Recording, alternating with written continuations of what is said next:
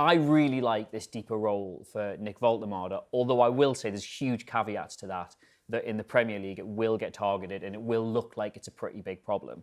He is wonderful on the ball. In fact, moving him, it's weird as an 8, but allowing him to get closer to that 10 position means one of the major problems he's had as a centre-forward doesn't exist anymore, and that's proximity of players too. And we've talked about this a load of times, that he'll do good work, he'll get the ball, he'll hold his player off with a great bit of skill, he'll turn, and then the pass is 40 or 50 yards, or the pass is sort of gone a bit. It's somebody getting in behind on the touchline as opposed to somebody in close proximity to him, which is what he was really good at in Germany.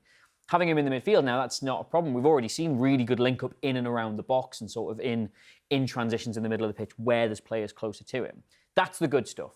The bad stuff is he has not got the physical profile, I think, to do this in the Premier League when we haven't got the ball. Seen a lot of people sort of comparing this to Joe Linton and being like, oh, he's just doing the same thing again. He's taking a centre forward, he's making him a centre midfielder. Joe Linton was physically perfect to play in the centre of midfield in the Premier League. In fact, anything, he was a little bit ahead of his time. He was really intense off the ball. He pressed excellently, he covered ground, he read situations really well. Voltemade's side of the game lacks that. There was a bit in, I think it was the away leg against Karabag where they broke, oh no, it was last night actually. They broke and he was sort of in that position. He was like, right, this is on you, Nick, now. You're defending this space. Don't let them pass you.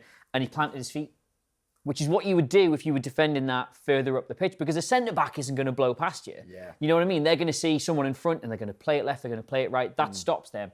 But it was somebody who could carry the ball, and he just ran past him like he wasn't there. Now, that's not a fatal error. That's something he's got to learn if he wants to be in that position, but it shows instinctively he hasn't got that. Like, Joe Linton would have ran with him, he would have forced him out, or he would have just absolutely clattered him and ended the move. Probably that option. Voltemade he's sort of like the yin to Joe Linton's yang in this situation, in that Joe Linton's a bit limited technically. He doesn't look after the ball as well as he could in that position. But physically, he helps us dominate those spaces where I think Voltemade is the other side of the coin. He's going to look after the ball really well for us. He's going to give us that sort of those bit of link-up play, that creative threat that we're not going to have without Bruno. But at the same time, when we don't have the ball, that is a weakness the teams are going to go at. So I like him there. He's got work to do, but I think for the time being that Bruno's out, I think that's a very, very smart decision. Well, I'll tell you, you mentioned that home leg against Karabag. Here's what Eddie Howe had to say about Voltemade's performance in his press conference last night, and he was quite honest. I think it's probably the least he's affected the game in the time that he's played in that position, but I thought there were some really good bits, and amongst that, I think there was really, really limited in space. I think they defended very well in front of their back four. So a new challenge for him, something he's going to have to overcome. But I don't think it was Nick's necessarily his fault. I don't think the team functioned well after going 2-0 up and scoring 2 really good early goals. I thought we struggled to break them down. So, Jack, Eddie Howe pretty honest there, but it's interesting, isn't it? Because Voltemade has been played as a 9, had a really good start, then the goals dried up. And then in recent games, he actually seemed even deeper than a 10. And Howe made the point that he was a midfielder and he was part of the midfield unit. And then after this game, he's saying, well, actually, we need him a bit further up. And he's in. It must be a bit confusing for Voltemade himself, surely. Yeah, I think it is. And look, there was I'm just going to call it a hit job on June half-time on Amazon, where they picked out everything he did wrong in the first half, and they had Rooney and Walcott slating him. And there was one point Walcott went to slate him for the Tonali goal to say, like, why is he not there instead of Tonali scoring it? And what he didn't realise is in the build-up to that goal, Woltemade plays an unbelievable first-time pass into Burn, right? Which the goal doesn't happen if Woltemade doesn't do that. And Walcott's like, oh, that was a really good pass. It's almost as if, like, his idea of this hit job didn't work. And then Rooney absolutely slating him. He missed. Don't get us wrong. I don't think he was at his best against Karabag. Rooney or well, both actually. No, but I don't think. But first half, I thought he was integral to both goals, and he should have had an unbelievable assist for Jacob Murphy. Murphy's got to score that one. Such a good ball through that. So good, but there was all the technique and the skill in it as well. And essentially, he lost the ball 3 times in the first half. They showed it. They showed all those clips as if like, give the guy a break. Like, I really, as I said a few times now, I think he's a player you should build the team around. I think it probably will be as a number 10 eventually, because with Stuttgart, players were always close to him. If you can get players close to him, we can see what he can do. And there was a few times, again, I was watching him, even in the second half, where I thought he was getting frustrated and he was losing the ball a lot. But there was times he's picking up brilliant little pockets of space and we don't find him. And it feels as if, like, people are watching him and they're making him a scapegoat for maybe things not working this season, when actually you just got to accept that this is a £69 million brilliant footballer, and you've got to find a way to get him in the team and work around it. So I didn't like what was going on with that. I think there's this perception that because he's 6'6", he should score a load of headers. Right, well, watch him. If you actually watch him, you realise that that's not his game. It's as simple as that. You do have to find a way to build this team around Voltemade. Is there enough potential? Is there enough talent there for Newcastle to look at him and go, all right, he's maybe not a player that fits the way we play too well, but he's got enough talent where we need to shift the way we play in order to suit him. I think if there's one thing we should have learned last summer is that you should not ever build one football team around one player. Like, that's a very risky way to do it. But the point you make is that you have to have environments where players are natural and where they thrive. You can't just have square pegs all over the place because it doesn't work and they look like really bad players. You convince yourself that they don't deserve to be in this team or they're not good enough, and then you sell them when they go to an environment where it actually does suit them, and like you're scratching your head because they never showed any of this when they were here. So you've got to have a system and an environment around the club that suits the players. I think people forget how young Nick Voltemade is. I think they used the price tag that came attached with him, which wasn't his fault, as a reason that he should do everything perfect because you spent that much money, everything should just click. But real life doesn't work like that. I think everything he's been asked to do, target man, focal point at the top of the pitch at the start of the season, he got goals. We tried to be more controlled in possession, get involved. It wasn't great, the goals dried up, but I always thought his overall play was still pretty good. You played a lot of games as well. He played a lot of games. You could see in those games, you could see in those, the ones we talked about, players weren't close enough to him. You could see he was still getting on the ball and doing everything asked of him.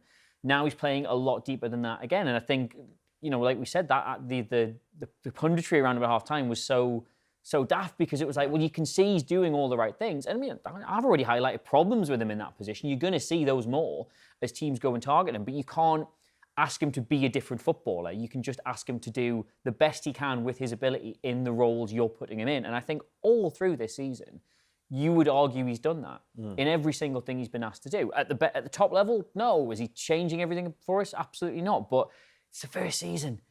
Like, it's a new league with new teammates. He's still very young. Like, he's playing in a different role to what he's played previously, different role to what he's been asked to play for his national side.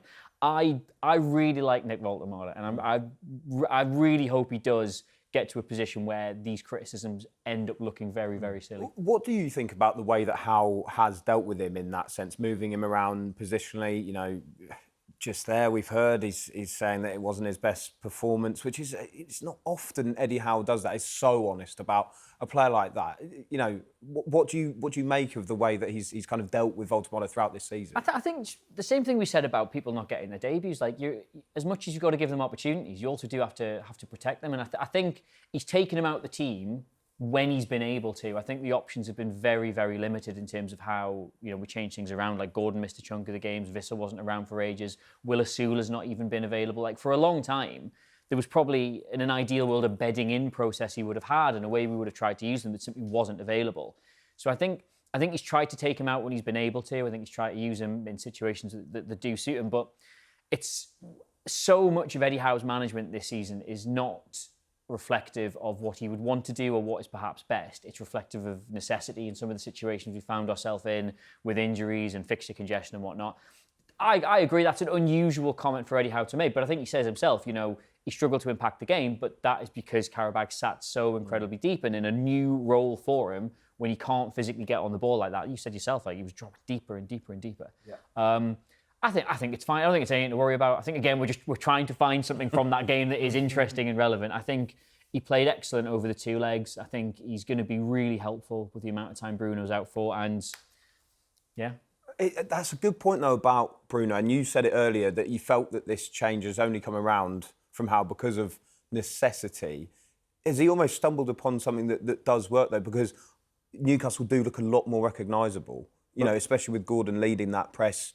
Jack, obviously, when Bruno comes back into the team, how do you then set up? Because it does feel like the performances have been better, strangely enough, not without Bruno in the side, but you know what I'm trying to say, because it means that Voltemade has played in that position. Yeah, I feel like Voltemade's linked up the midfield and the attack really well, and I feel like that's made us look better. Like, I go back to the Aston Villa game, the first one that he played sort of in that role. And if it did feel like more, that's why I kind of thought he was a 10, because he definitely felt like he was more of a 10 in that game. And it just felt like everything we did went through him. He created more space for other people. They couldn't really get the ball off him. And it feels as if, for me, like, you even when Bruno comes back, you've got to find a way to get him in the team. If it is the number 9, and he is the striker, again, then I'm absolutely fine with that, as long as you can actually get players around him and make sure that we are getting the best out of him. Equally, what's best for Newcastle United has to be the most important thing. So that's why ultimately I think we'll be looked so much better in this way, because we've got the press and striker again. But then equally, we've got someone with the technique and the quality to link everything together when we've got possession. Does it mean, Adam, that when we head into this summer, that the priority is still a number 9? Because it's a lot of money to fork out on 2 number 9s or so-called number 9s last summer to then head into this one, and we still need that position filled. But that's just football, I guess. One sunny day, one single sunny day, and you want to talk about the summer? It's February. We have no idea what we're going to need come the summer. I mean, a lot of people now saying we still need a goal scorer, we still need number 9. I would say, regardless of what happens between now and the end of the season, yeah, that is probably a good idea. But what competitions are we going to be playing in? Yeah. What sort of budget are we going to have to play with? Like, how far down the line are we going to be with some of the development work? Like, there's massive changes coming this summer. We're moving from PSR to squad cost ratio. They're still trying to work out exactly where we're going to land and how much wiggle room we're going to have there. Jack said Victor Osimhen last week. Victor Osimhen? Wouldn't hate it. Yeah. Be fun, that, wouldn't it? That'd be really fun. Yeah, that's one of those transfers I would absolutely make as a fan, and one of the reasons why I'm not a director of football anyway. I would love to see that, but I can't promise it'll work. I would say when Bruno comes back in, the most obvious solution for what you do with Voltemade is it's horses for courses with him and Joe Linton. Games where you're going to want to really prioritise what you do off the ball, you want to have Joe Linton in that midfield unit. Games where we're probably going to have loads of possession and maybe struggle to break down a team, or we'll get on the ball a lot more, maybe that suits Voltemade. Maybe some games you might be brave enough to do him as a proper 10 behind a centre forward. It depends. Teams evolve all the time in terms of form, players coming into it, new players emerging, players dropping out of form.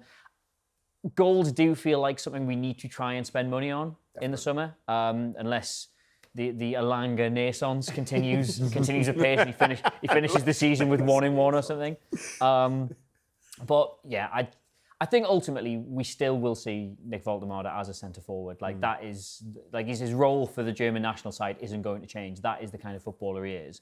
And I think if the club sit down with him and go, you're going to be a midfield option for us that we can't guarantee starting, I think he'll push for a move under those circumstances. You would, because his place at the national side as the starting centre forward then becomes in jeopardy, I would say. So the role we could envisage for him as a result of these run of games is probably not the best thing for him for the long term in his career, but it's good for us in the short term now. So how those two things rub up against each other in the summer, we'll have to see. I love Elanga naissance so much. I actually saw someone as well. I've never thought of that before. That came me in a total panic. You could tell. Well, I love that. I also saw someone trying to describe the Voltemade situation as a Joel Lintification. I saw that. Yeah. That's so good. You cannot Joel Lintify him. Joel Lintify. That'll be word of the year, I think, this year. You guys were talking about Nick Voltemade.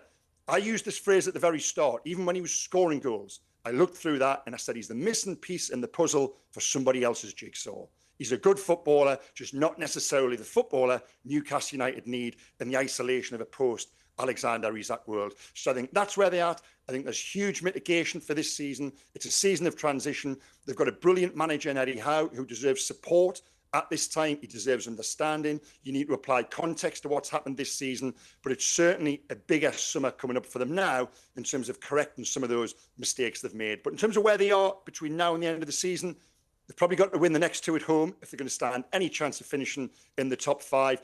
Enjoy the Champions League, see how far you can go. But some of the noise around it, I do think there needs to be a little bit of, come on, that was a car crash summer. This season was never going to be a straight road. Yeah, that's fair, Craig. I mean, obviously now we've got Woltemade, £69 million spent on him. I can see what you're saying about him, the fact that he probably might not have been high up the target list at the start of the summer. But now Newcastle have got him. Surely it is on Eddie Howe to find a way to make it work and not get to the point where we kind of waste a guy who's clearly a top footballer. I know you said in a video, which I found the video interesting, but you said he might not be even a Premier League footballer. And I get that maybe from the physical side of it, but I just think someone with that technique and that intelligence is someone you can build the team around. And it would be a change, but I just think there needs to be more done to help him. Yeah, just to apply a little bit of context to that comment about not being a Premier League footballer, I've always said from the very start he's a wonderful footballer. You know, technically he's unique. I love his character, his charisma, and goodness, I spoke there about Newcastle being 11th in the Premier League. I think the sight of the league table would be a whole lot scarier and not as pleasant if Nick Voltemade hadn't have come in and worn the shirt like he did and scored those goals. When he did, there's a lot to like about him. Absolutely there is. But for Newcastle to play the way they want to play, and Jacob Murphy spoke about this in the week when we spoke with him about that one brain, that muscle memory. Everybody, yes, operating as an individual, but the collective, everybody's on the same page. And we know, and we watch them. You see the playbook unfold. You're sitting there in the stand and you know the overlap, you know the underlap, you know exactly that NFL-style playbook, which they're going to apply to how they play under Eddie Howe.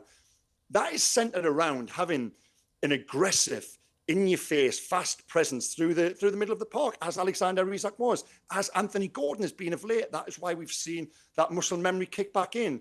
Nick Voltemade doesn't necessarily fit into that strategy and that style and that want and will of how they want to play. That was the case from the start of the season. That hasn't really changed. But does that necessarily, Craig, does that necessarily mean you have to get rid of him, cut your losses? Because they've tried him in a different position and they're hoping that he'll be more effective there. No, it doesn't mean... Listen, what Nick Voltemade needs is a full summer with Eddie Howe. As we've seen, any player who's exposed to Eddie Howe and his coaching staff over a prolonged period downloads the playbook, if you like, and they become better players for it. Nick Voltemade needs that. He came in 2-3 games into the season. That's not his fault. He's not going to get that this summer. He's going to the World Cup with Germany. When does he get that? I don't think we're at the stage right yet where you're talking about cutting losses, but I'd be interested to see what you guys think. You know, that comment I said about not being necessarily a Premier League footballer wasn't based on him being a bad footballer. It was just looking at a unique skill set and where would he exist in a Premier League team. I don't think he's necessarily a Premier League number 9. I absolutely don't think he's a Premier League number 8. Is he a number 10? Maybe. I think that's probably the best avenue to explore. But Newcastle don't play with a number 10. So where does that leave him? You know, Adam, Jack, what do you guys think? I said before, like, I think you look at the raw ingredients he's got, like the technical ability, his understanding of space, physically how he can hold off players.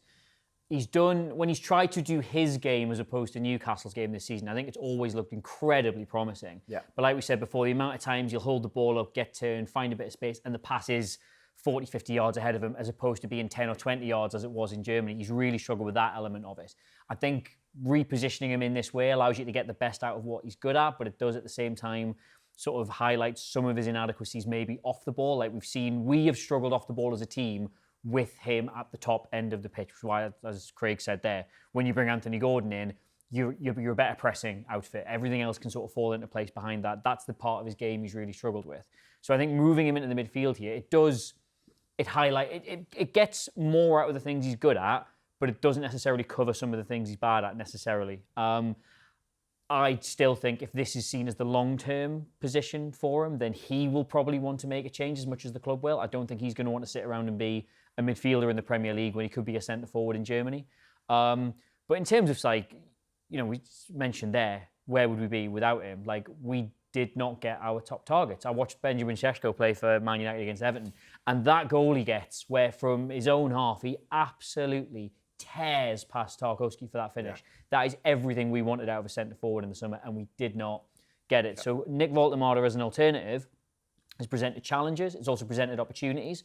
I think some of those challenges have proved a bit much for the team as a whole, which is why we've struggled in some games. I think some of the opportunities have been great, which is why we're now seeing him using his ability better in the midfield. But it comes down to sort of the friction you end up getting between the needs of the team versus the needs of the individual. Like, if he's happy playing there, then great. I think until Bruno gets back, you'll see him excel. But if he's not, then we're creating a whole other problem for ourselves.